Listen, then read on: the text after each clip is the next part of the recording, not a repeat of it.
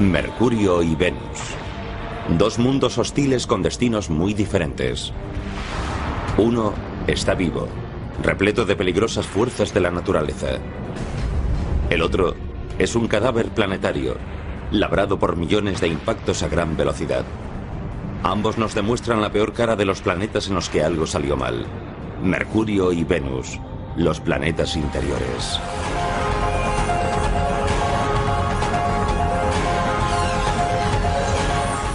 El universo, Mercurio y Venus. Junto a la Tierra y Marte, Mercurio y Venus componen el sistema solar interior.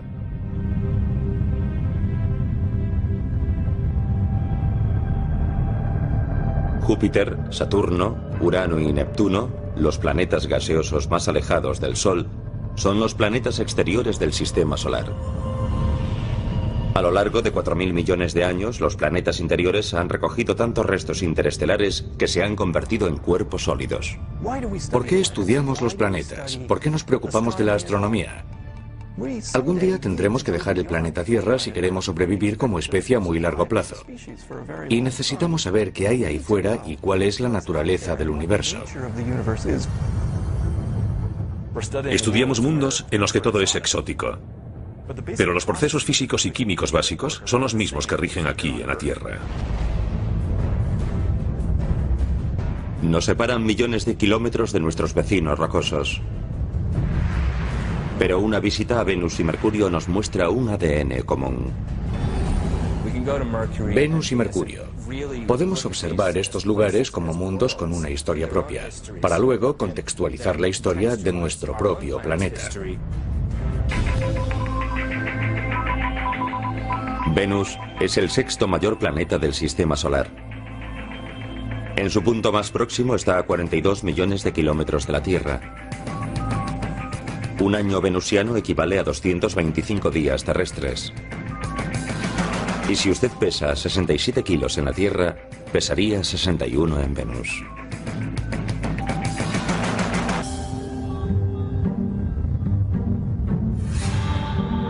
Venus. Cuando los antiguos romanos miraban al cielo, se sentían cautivados por su imponente presencia. Bautizaron el planeta con el nombre de su diosa del amor y la belleza. Su presencia en el cielo resulta tan hermosa que la relación parece obvia.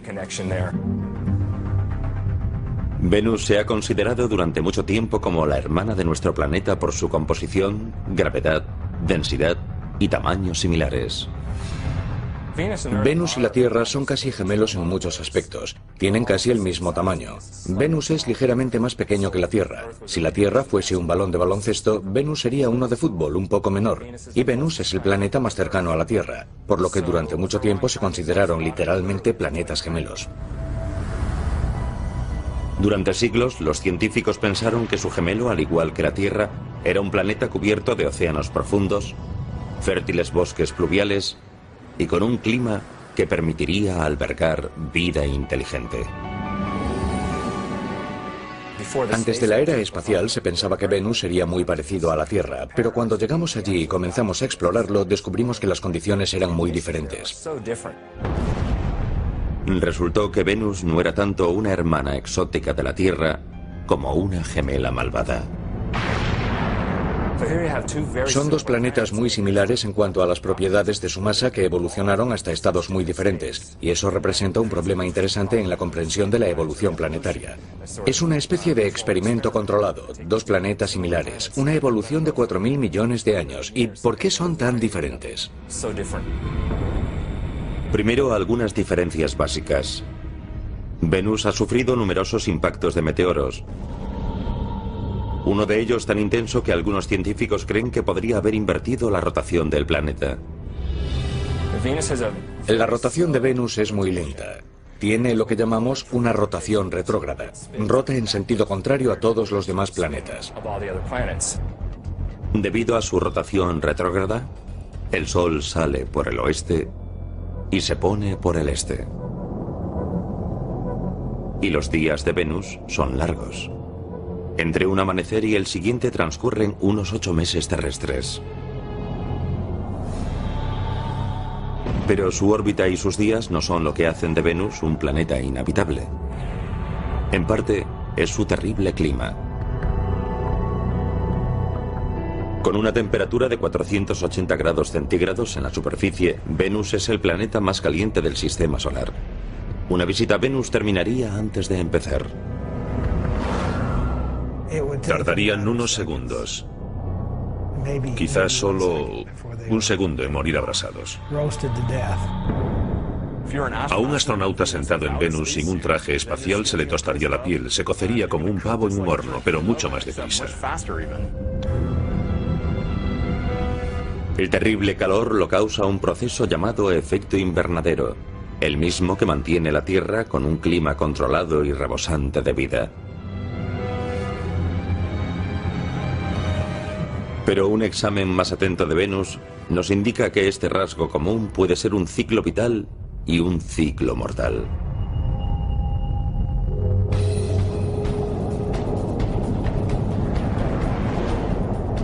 En la actualidad, la temperatura de nuestro planeta está aumentando y los científicos han encontrado en Venus una posible causa. El calentamiento global es el resultado de los gases de efecto invernadero que aumentan más y más, y por eso cada vez hace más y más calor.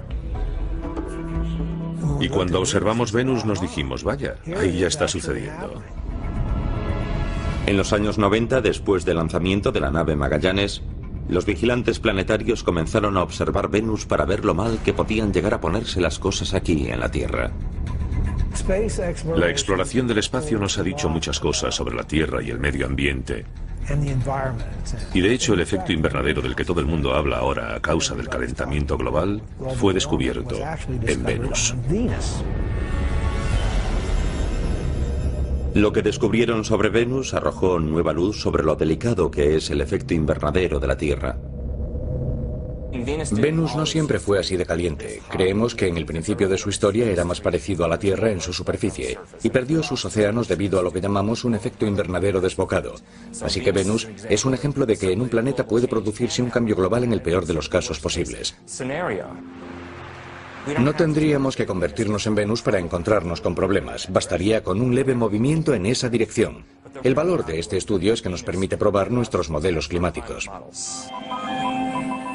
Por medio de los modelos generales de circulación por ordenador, los científicos pudieron calcular el incremento de la temperatura en la Tierra basándose en la cantidad de gases de efecto invernadero en Venus.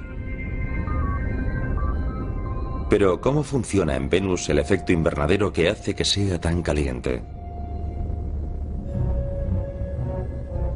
Esto es Biosfera 2.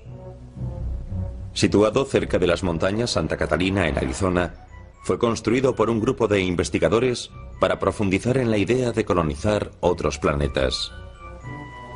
Es el mayor invernadero de la Tierra. Biosfera es el ejemplo perfecto de un invernadero, con paneles de vidrio que dejan entrar el sol y contiene un aire muy caliente. Los rayos solares que atraviesan los paneles de vidrio elevan la temperatura del interior. El aire se calienta y no puede ascender verticalmente hacia la atmósfera por culpa de las paredes. Las ventanas atrapan el calor, calientan el edificio y proporcionan a plantas y árboles un clima habitable. En Venus, los gases de efecto invernadero no atrapan el calor del Sol, pero ralentizan en gran medida la velocidad a la que puede escapar. En cualquier planeta, el efecto invernadero consiste en el aumento de la temperatura de la superficie debido a que los gases de la atmósfera atrapan el calor al tiempo que dejan pasar la luz solar. Estos mismos gases invernadero que en Venus serían fatales para nosotros, son esenciales para la vida en la Tierra. Sin el efecto invernadero, la temperatura media estaría muy por debajo del punto de congelación. Los océanos estarían casi completamente helados y quizás no habría vida en la Tierra.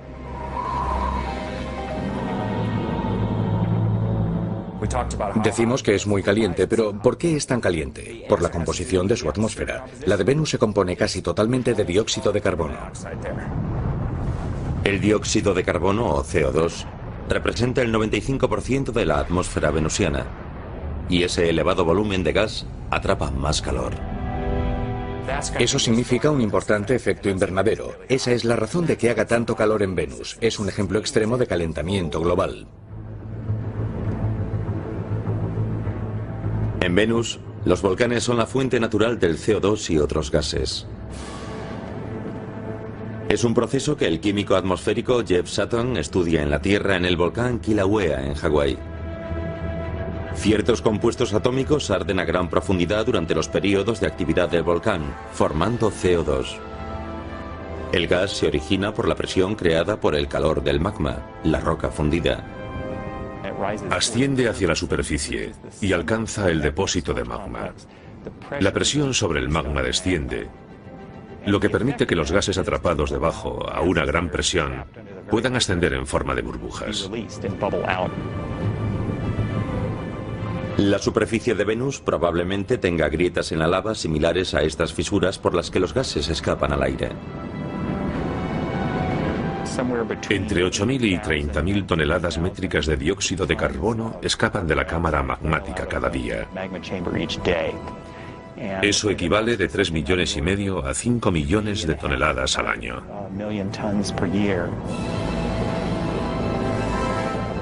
Y eso solo un volcán de la Tierra. Venus tiene más volcanes activos, y eso significa más gases calentando la atmósfera. Y todo ese CO2 se acumula en la atmósfera de Venus, con lo cual se calienta más.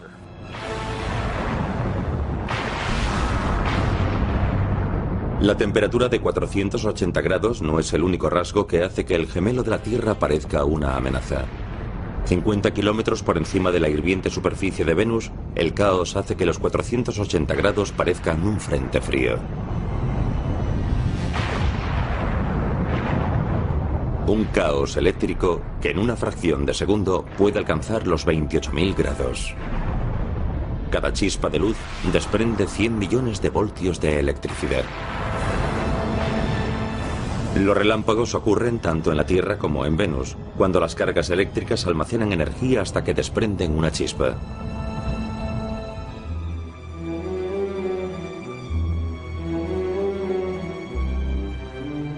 Mears Oppenheim enseña física planetaria en la Universidad de Boston. Y los investigadores, como él mismo, entran en acción en el Museo de Ciencias de Boston. En estas demostraciones sobre los rayos, unas cúpulas de 10 metros de altura están listas para simular la generación de rayos en Venus. Y entonces comienza el espectáculo.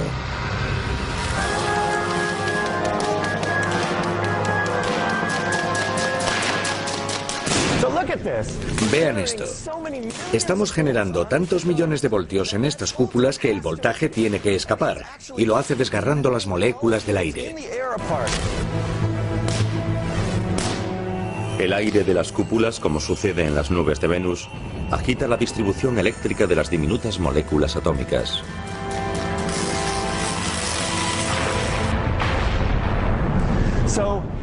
Las moléculas divididas producen luz al reagruparse. En eso consiste un relámpago. Las partículas cósmicas que desencadenan el relámpago proceden de estrellas lejanas que explotan. Cuando chocan con la atmósfera, provocan una chispa. Esas partículas llegan de muy lejos y golpean la atmósfera, provocando una lluvia de partículas cargadas.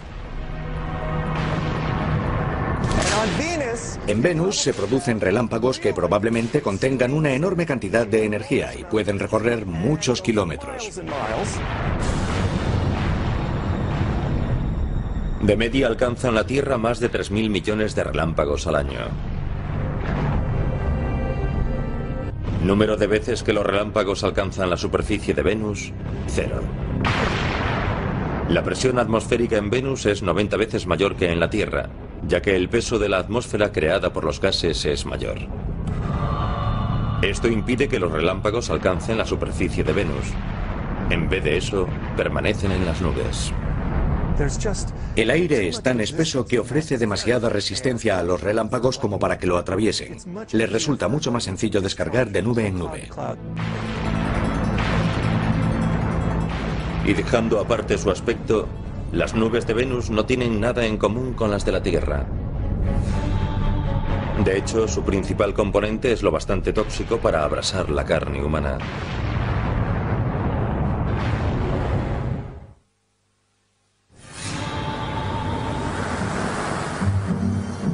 Desde la Tierra se puede ver a Venus titilar como si fuese una estrella matutina y vespertina. No es precisamente un planeta esquivo, y el hecho de que brille tanto en el cielo no se debe solo a que es el planeta más cercano a nosotros, sino a que está totalmente cubierto por esas nubes brillantes y reflectantes. El 80% de la luz solar rebota en las nubes que cubren el planeta. Pero incluso las nubes de Venus, nuestro supuesto planeta gemelo, muestran su naturaleza maligna. Sabemos que las nubes de Venus están formadas de ácido sulfúrico, de ácido de batería, por así decirlo. Y ese ácido sulfúrico se forma a partir del dióxido de azufre que procede de los volcanes de la superficie. Al igual que sucede con el CO2 del efecto invernadero, la presión del gas empuja el dióxido de azufre a la superficie a través de las fisuras volcánicas.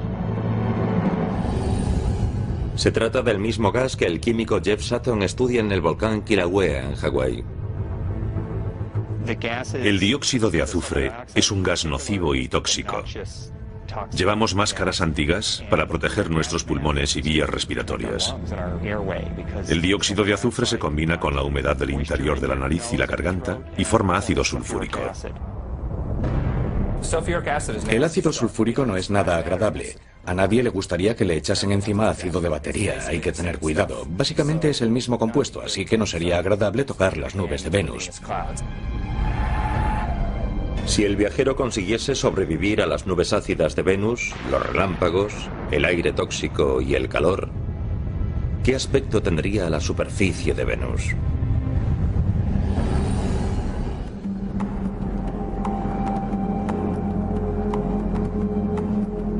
El vulcanólogo Jeff Burns, de la Inspección Geológica de los Estados Unidos, viaja por el mundo estudiando qué impulsa la actividad volcánica en los planetas interiores.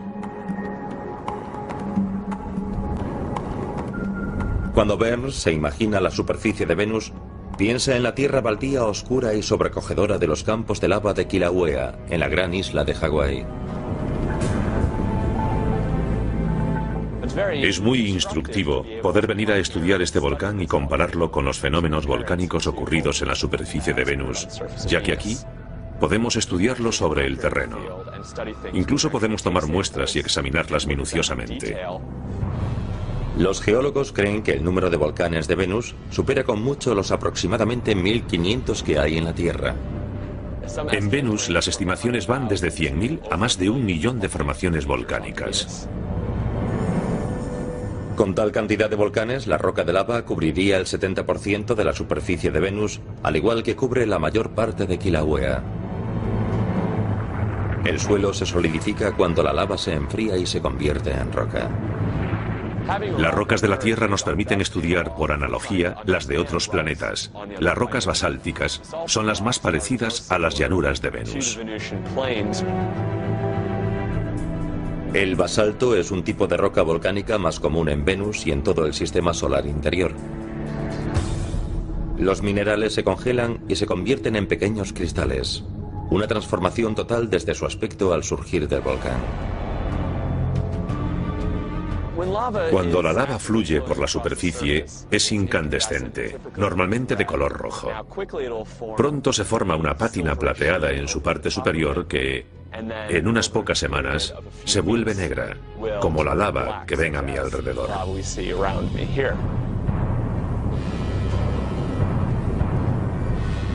Con 8 kilómetros de altura, el Mad Mons es el volcán más grande de Venus.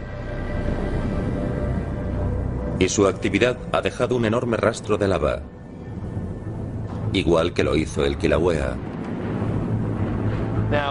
Aquí pueden ver la estructura. Se forman diques en los lados y además las estructuras internas. Probablemente los grandes canales de la superficie de Venus se formaron de un modo similar, aunque a una escala mucho mayor. Tanto como para crear canales que parecen interminables en todo el paisaje de Venus. Tanto a lo largo como a lo ancho, los canales son mucho más largos en Venus que en Hawái debido a las condiciones ambientales del planeta. La densa atmósfera y las altas temperaturas hacen que el magma tarde más en convertirse en roca sólida. La escasez de viento y la falta de lluvia hacen que el magma no se enfríe, por lo que la lava de una erupción puede recorrer la superficie durante meses antes de endurecerse.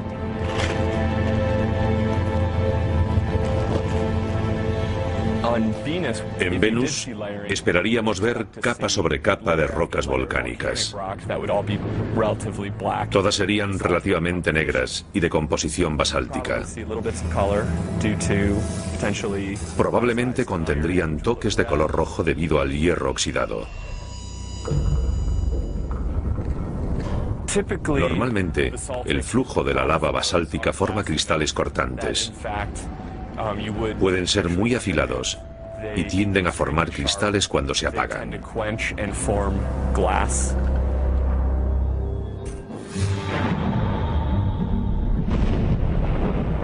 Y todavía falta el cielo.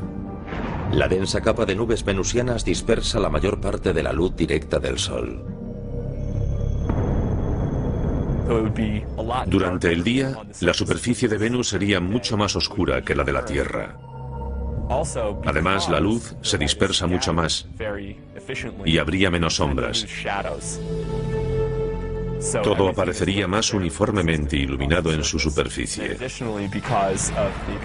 Y debido a la composición de la atmósfera, todo tendría un tono más anaranjado.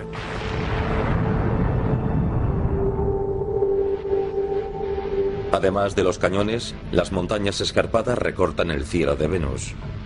El pico más alto del planeta se encuentra en los montes Maxwell. El Maxwell mide unos 10.850 metros de alto. Es bastante más alto que el Everest o cualquier otra montaña de la Tierra. El Everest mide unos 8.800 metros, así que es mayor que cualquiera de la Tierra. Nuestro planeta hermano parece superar una de nuestras maravillas naturales. Pero ¿cómo es la superficie de Venus si comparamos otro accidente geográfico como los cañones?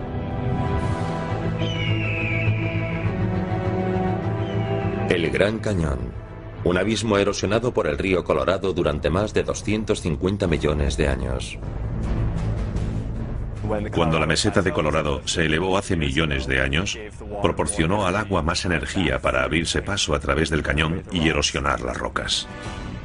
Los enormes cañones de Venus también fueron formados por la erosión, pero no la de un río. Los sistemas volcánicos pueden erosionar cañones si su flujo es muy fluido.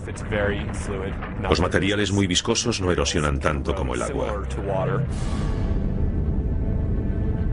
El Gran Cañón no es más que una parte del sistema del río Colorado, pero incluso considerando su sistema como un todo, ni siquiera se acerca a la longitud de los canales más largos de Venus.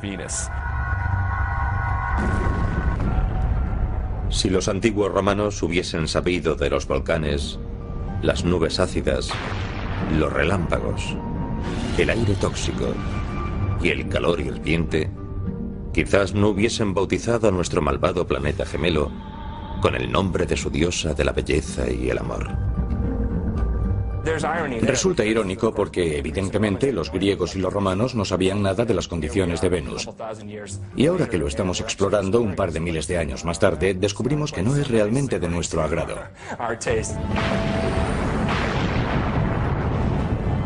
Pero ¿cómo son esos peligros de nuestro planeta gemelo si los comparamos con la violencia cósmica que encontramos en Mercurio?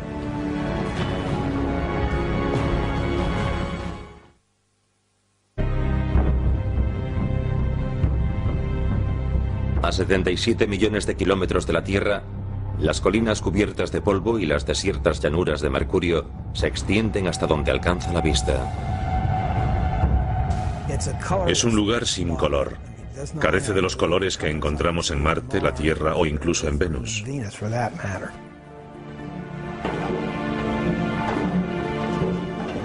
El doctor Robert Strom, del Laboratorio Lunar y Planetario de la Universidad de Arizona, es una autoridad en geología planetaria desde hace más de 35 años.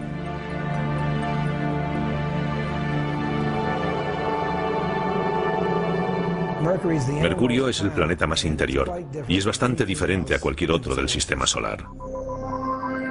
Mercurio, a 58 millones de kilómetros, es el planeta más cercano al Sol. Es un planeta sin lunas conocidas. Mercurio no tiene atmósfera y puede verse a simple vista desde la Tierra durante las horas del crepúsculo.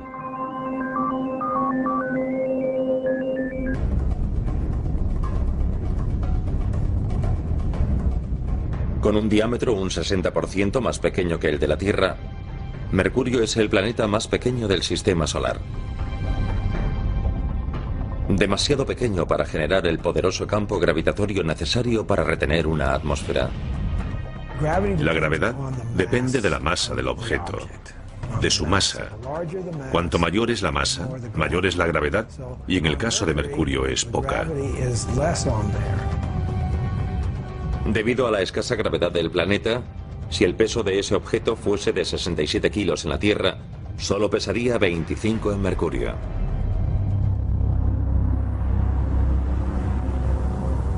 El tamaño de un planeta sí importa cuando hablamos del calor interno necesario para tener actividad geológica. Las corrientes de convección que producen la actividad geológica se detienen y en general se paraliza y no hay forma de mantener esa actividad geológica. Eso es lo que le ocurrió a Mercurio hace mucho tiempo, cuando ni tan siquiera tenía 1000 millones de años de vida. Los tiempos en que el intenso pulso del planeta producía volcanes y terremotos hace tiempo que terminaron. ¿Es Mercurio un planeta muerto? ¿Qué quiere decir muerto? ¿Hay actividad en su interior? Probablemente no. Seguramente no hay ninguna actividad. Esencialmente es un planeta muerto y lleva muerto unos 4.000 millones de años. Pese a ser un planeta muerto, Mercurio sigue en movimiento. Bautizado por los antiguos romanos con el nombre del veloz dios mensajero, Mercurio orbita alrededor del Sol en 88 días terrestres. Es el más rápido de los planetas. Pero con respecto al tiempo que tarda en rotar sobre su propio eje, Mercurio resulta ser el planeta más lento. Tarda unos 180 días terrestres, medio año aproximadamente. La fuerza gravitatoria del Sol crea una fricción de marea que ralentiza la rotación de Mercurio sobre su propio eje. Eso significa que en Mercurio un año es más breve que un día. La lentitud de su rotación provoca en Mercurio un clima bastante peculiar. Durante 6 meses, la cara expuesta al Sol alcanza los 420 grados. En la otra cara, la temperatura cae hasta los 149 grados bajo cero.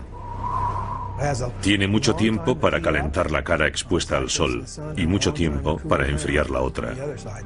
Por eso presenta temperaturas tan extremas. A pesar de su proximidad al Sol, podríamos decir que Mercurio es la oveja negra del sistema solar. Su cielo siempre parece una noche estrellada. Su cielo es negro. La razón de que el cielo de la Tierra sea azul se debe a nuestra atmósfera. El nitrógeno dispersa la luz, preferentemente hacia el azul, y por eso el cielo de la Tierra parece azul. Mercurio carece de atmósfera, así que su cielo es negro. Según la leyenda, Mercurio, el dios romano, inventó el deporte del boxeo. Y este planeta ha salido mal parado del cuadrilátero.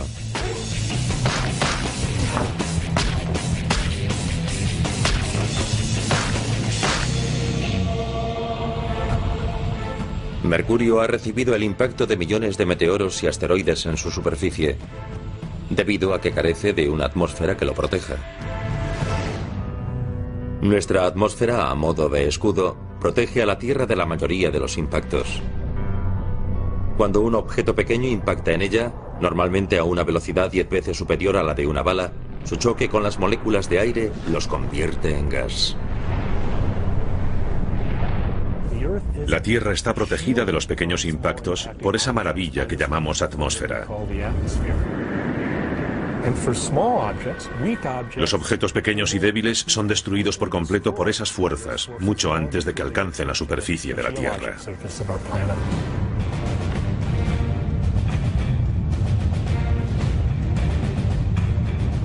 En Mercurio, que carece de atmósfera, los asteroides y meteoros impactan a toda velocidad. Esto ha convertido a Mercurio en el planeta con más cráteres del sistema solar. En Mercurio no se podría dar un paso sin encontrarse con un cráter de impacto. En 1974, la sonda espacial Mariner 10 cartografió la mitad de la superficie del planeta, incluido el mayor cráter jamás visto en el sistema solar.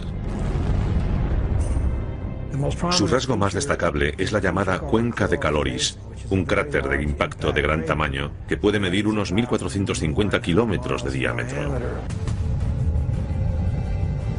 1.450 kilómetros de diámetro.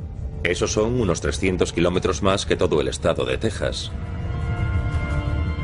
Los investigadores creen que el meteorito de hierro que provocó el impacto medía casi 100 kilómetros de ancho antes de chocar con la superficie. Poco después del impacto, las ondas sísmicas convergieron en las antípodas, el punto opuesto del planeta. Las ondas sísmicas, las ondas de choque producidas se concentraron simultáneamente en la otra cara del planeta y literalmente destrozaron la superficie. Las turbulencias sísmicas desmenuzaron la corteza y removieron el terreno creando formaciones rocosas poco frecuentes. El terreno de esa zona es muy extraño.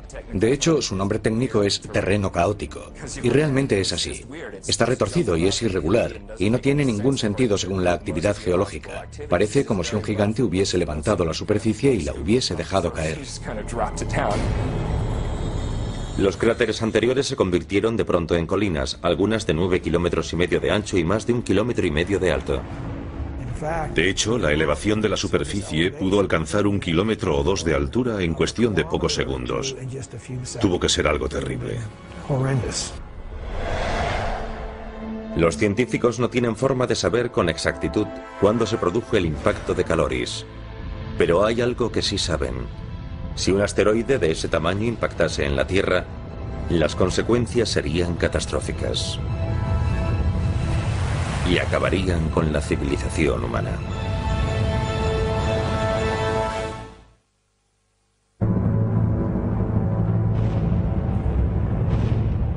Innumerables impactos de meteoros y asteroides han sembrado Mercurio de cráteres y mellas. Mercurio tiene un aspecto desolador, el de un cadáver planetario. La superficie de la Tierra también puede sufrir este bombardeo. El del meteoro de Arizona es uno de los cráteres terrestres mejor conservados y más parecido a los de Mercurio. Esta cuenca en el desierto ha permitido a los geólogos comprender mejor lo que ocurre cuando un meteoro impacta en la superficie de Venus.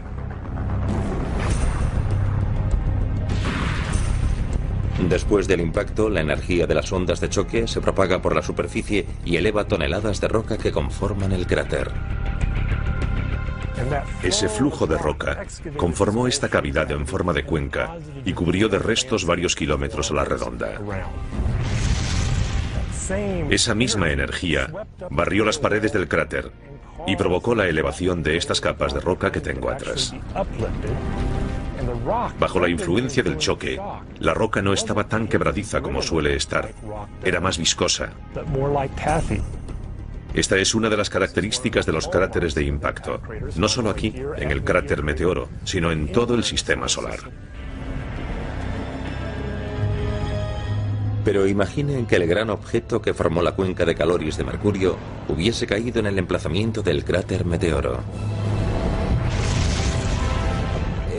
Se hubiese producido una explosión enorme con fragmentos de material fundido volando alrededor de la Tierra, volviendo a la atmósfera terrestre y causando enormes lluvias de meteoros en todas partes. La onda de choque desgarraría el suelo unos 12.000 kilómetros a la redonda y provocaría tsunamis con olas de 600 metros.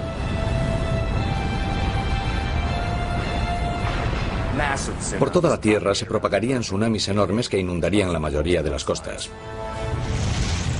Aplastaría a Las Vegas, en Nevada. Las ciudades de Salt Lake City, en Utah, San Francisco y Los Ángeles, en California, se desvanecerían en una fracción de segundo. Las ondas de choque se propagarían a través de la Tierra a miles de kilómetros del lugar de un impacto así. Esas ondas sísmicas convergerían en las antípodas del impacto, cerca de la costa de Madagascar, en África, al sur del Océano Índico.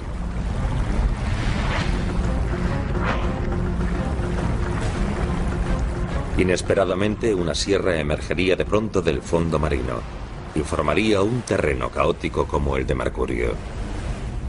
Con un objeto tan grande se produciría un terremoto increíble en todos los lugares de la Tierra. El cráter Meteoro no sería más que una muesca en la superficie comparado con la huella dejada por un impacto del mismo tipo que el de Caloris. Sus consecuencias harían desaparecer la cuarta parte del área continental de los Estados Unidos. Si cayese en Arizona, un objeto de ese tamaño barrería buena parte de la costa oeste de los Estados Unidos. Literalmente cambiaría la línea de costa en un instante.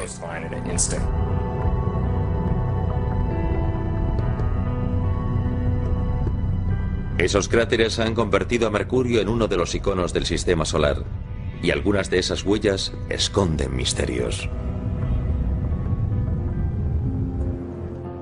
Cuando el radar del Observatorio de Arecibo en Puerto Rico enfocó los polos de Mercurio, mostró algo que dejó perplejos a los astrónomos.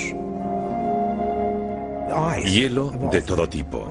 Es uno de los astros más calientes del sistema solar y tiene hielo en los polos. Y la razón de que tenga ese hielo se debe a que la superficie de Mercurio está tan alterada que el interior de los cráteres de la región polar se encuentra siempre en sombras. Debido a la posición vertical de Mercurio respecto al plano de su órbita, el fondo de algunos de sus cráteres nunca recibe la luz o el calor del Sol. Pero sin fuentes de agua conocidas en el planeta, surge una pregunta. ¿Cómo llegó allí el hielo? Los científicos creen que el misterioso hielo podría proceder de un cometa. Formados por roca, polvo, gases y hielo, los cometas proceden de los confines del sistema solar, donde la temperatura es muy inferior. ¿Podría estar ese hielo en el fondo de cráteres que están permanentemente en sombras o podría ser hielo cubierto por una capa de polvo que lo protegiese de la luz solar? No lo sabemos. Además de las colisiones de estos cometas, existen otros cráteres en Mercurio que no fueron causados por nada que cayese del cielo. Por el contrario, esos agujeros fueron creados por una fuerza de la naturaleza similar a las de la Tierra, que se generó en las profundidades del planeta.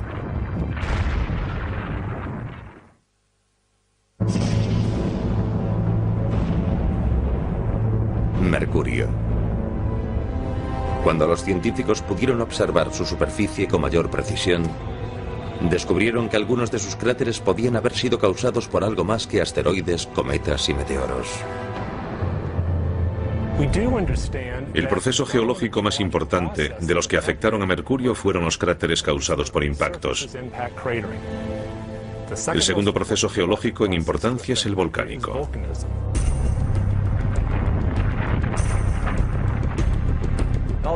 Aunque no hayamos visto pruebas concluyentes de volcanes en Mercurio, creemos que se produjeron erupciones volcánicas en el pasado.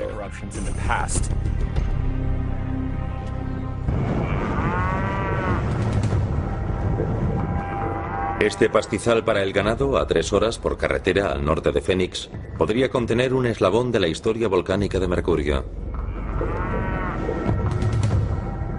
Las colinas con cráter son volcanes extintos llamados conos de cenizas, y los geólogos sospechan de la existencia de otros parecidos en Mercurio.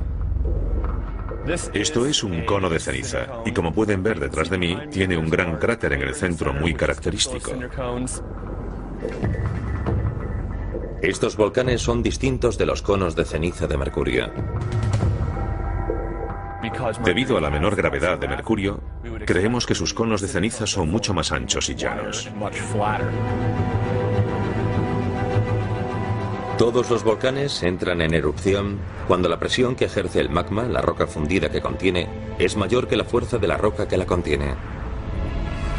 La presión aumenta por dos razones: demasiado magma y demasiado gas. Y cuando la presión aumenta en un volcán, suele tener un lugar por el que salir.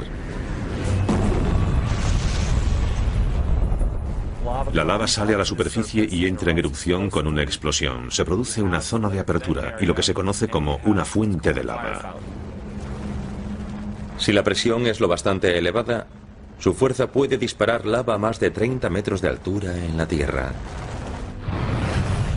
Pero en Mercurio, con una gravedad tan baja, la fuente podría elevar la lava a una altura de 30 pisos.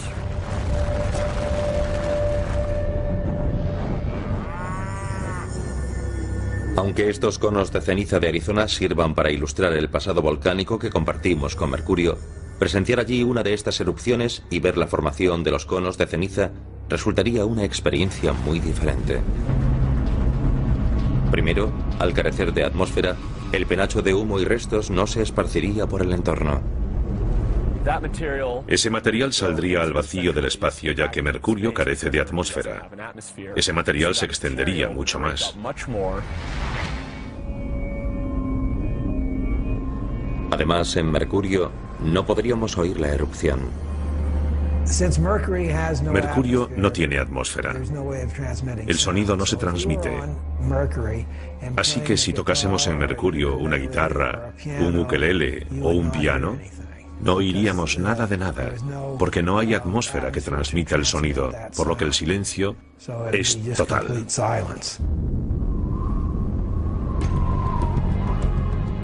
En 1974, la Mariner 10 examinó solo el 45% de la superficie de Mercurio en una misión con asistencia gravitacional. 30 años más tarde, la NASA lanzó la nave Messenger. Este satélite cartografiará todo el planeta y transmitirá los datos a los científicos ansiosos por responder a todas las preguntas. Quiero ver el otro lado. No sé lo que hay allí, y es algo que llevo esperando 35 años. ¿Será igual que la cara que conocemos? ¿O será algo muy diferente? Pero aunque ya se están reuniendo fondos para explorar en un futuro este extraño enano del sistema solar, quizá no lleguemos a averiguar lo parecidos o diferentes que somos de él.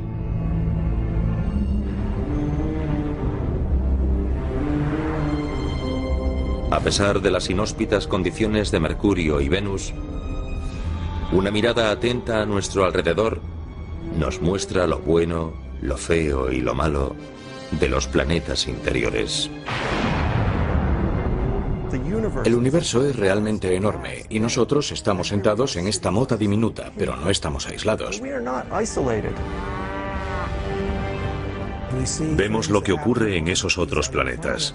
Esos cambios tremendos y traumáticos que ocurrieron en el pasado y en muy poco tiempo. Ahora podrían suceder en la Tierra. Enriquece nuestro conocimiento sobre quiénes somos y sobre lo peculiar y único de nuestro entorno y que criaturas como nosotros existan en el universo. Y esa evolución, esa exploración, ese girar la esquina, ese descubrimiento de nuevas ideas es lo que realmente somos y tiene un brillante futuro.